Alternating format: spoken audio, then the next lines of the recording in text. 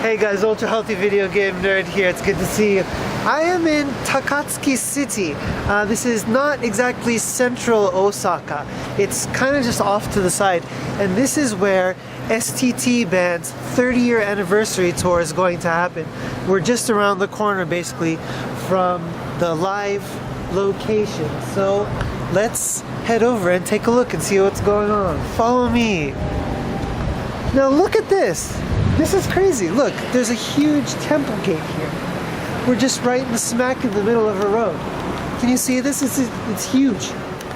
So there's got to be a temple nearby here somewhere. I have no idea where. But anyways, the live house is right here.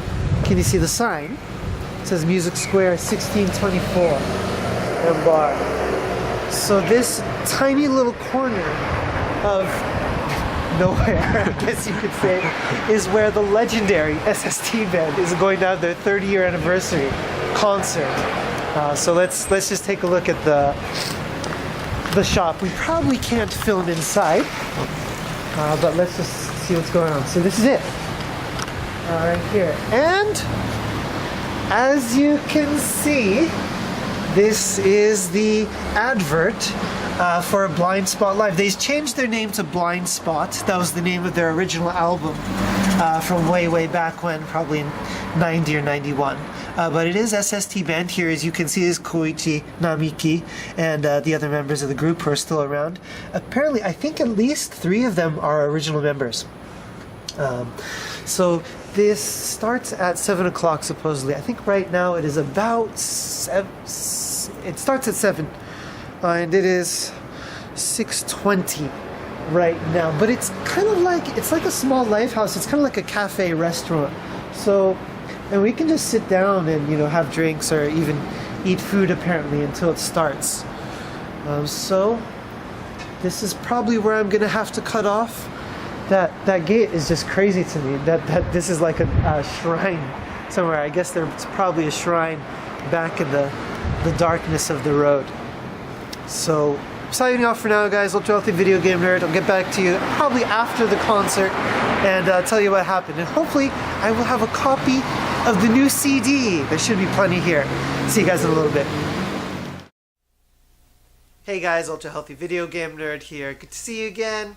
Hope you're in as good of spirits as I am, because I just got back from the 30-year anniversary concert tour of S.S.T band, Sega's old band. They did 3 locations. I went to the one in Osaka, and it was extraordinary. It was a million times better than I was expecting. It was a life-changing event. I have never, ever experienced such a thing where that, like, I could really feel the difference of hearing the music in person as opposed to hearing, you know, the studio recordings on the album. It was mad. So basically, Namiki Koichi, who was the guitarist, he's brought the group back together. There's 4 people now. Apparently, he's the only original member. I believe he's found 3 other people, but they're all, you know, old school guys who are probably experienced, you know, the video game industry back at that time, and they're all super badass.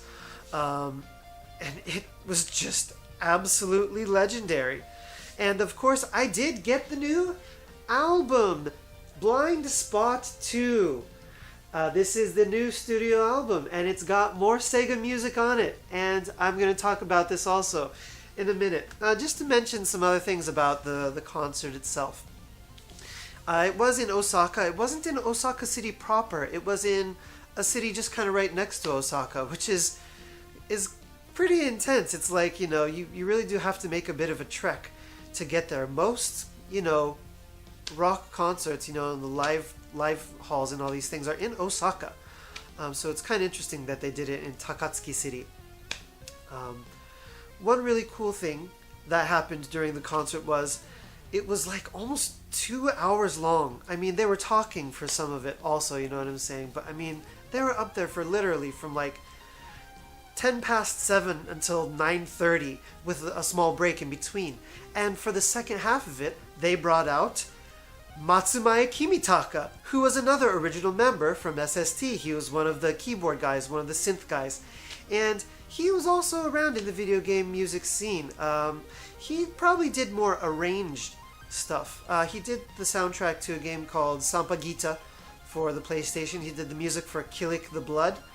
My favorite thing that he's done probably is the arranged version of World Heroes 2 Jet.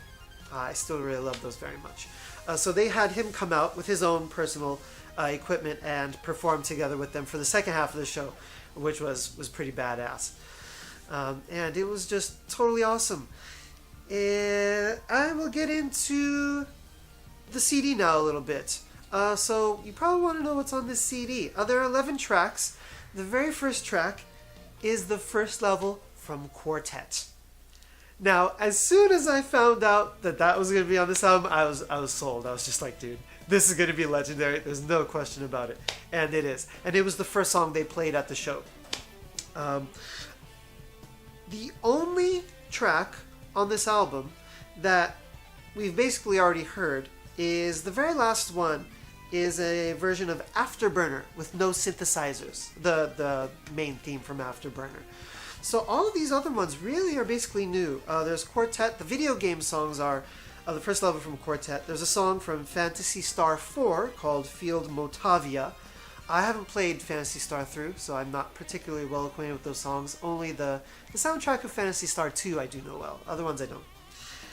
One of the really kind of awesome songs from the show and also from the album is a vocal version of the ending song from Super Monaco GP, and they call it A Night in Otori. Otori means the big temple gate, which you also saw in the video that was just outside of the show in Osaka. It's not referring to that one, but it's just funny that it was there. Another song from Phantasy Star 4 called Old Man's Rag. A version of Tetramix. Couldn't have conjured that one up. A song from Columns. And then a song from Afterburner. There are a few other original songs, and I think almost all of these were written by the keyboardist, the guy who is doing the keyboard for them right now. And in fact, the first one of these, 360, that they also performed there, is really badass. It is awesome. It stands alongside all the other S.S.T. compositions very well. It kicks ass. So, yeah, it's definitely not the songs that I would have expected. I have to admit. It's Phantasy Star and Tetramix and these kind of things I wasn't expecting. I think I was probably expecting some more just, self-covers of other S.S.T. music. But it is definitely a very cool album. Quartet, I love that music flat out. It's amazing. And really the vocal version of the Super Monaco is really a standout. He said that he had written it with making vocals in mind. It just never happened at the time. So it's really cool that they finally got to do that. They had this girl singing the vocals. I can't remember her name off the top of my head. But she was there, actually, and they did perform it live. And I believe it was the same person who did the studio version also. So, I mean, man, just to have S.S.T. performing again, it's out of this universe. They did all the major songs at the show. They did Afterburner was the very last song. They did an encore, and the very last song they played was Afterburner. They did, most of the songs you would expect. Power Drift. Galaxy Force, of course. One really standout thing was the medley from Thunderblade. They performed that live, and the bassist did like a 3 or 4 minute slap bass solo. I mean, it was insane. If you know that music, that whole album is very heavy on bass. It's a very slap bassy kind of sound, and they just destroyed it, man. I mean, they were playing as if it was their last chance. They were playing for their lives, and it was crazy. So I'm just so happy that I got to see it. And I just discovered actually that next weekend there is another video game music event happening in Tokyo where Gamadelic is going to perform. I can't go. There's no way that I can travel twice in 1 month. So it's too bad that I can't get to see that, because you guys who have been following my channel know that I did the video about the 2 new Gameadelic albums. Love those, and I really, really wish I could see them perform, but I will just have to support them from afar in my heart. So I think that's going to be good enough for this video now. If you guys haven't gotten into this stuff, I mean, it's very, very hard if you don't live in Japan, obviously, to go to the shows. But even to get a hold of these albums, I mean, they're done independently at this point, because, you know, they're not technically connected to Sega anymore. But definitely there is a teaser video on YouTube with some samples from the new album. I will put a link to it in the description, so check that out if you're interested in it. And definitely support S.S.T and support this stuff as much as possible, because, you know, they have, you know, hundreds of thousands, if not millions of fans all over the world. But it can be hard to get the information out there when, you know, everything just happens, you know, in Japan, and everything's being published on independent labels now, and it's not, you know, being pushed by Sega or the big companies. So please support them. And thank you, of course, for watching these videos and supporting my channel. Do please subscribe if you're interested in this kind of stuff. And I've got lots more on the way of juicy tidbits coming up from retro gaming. So I will see you guys next time. Take care and healthy gaming.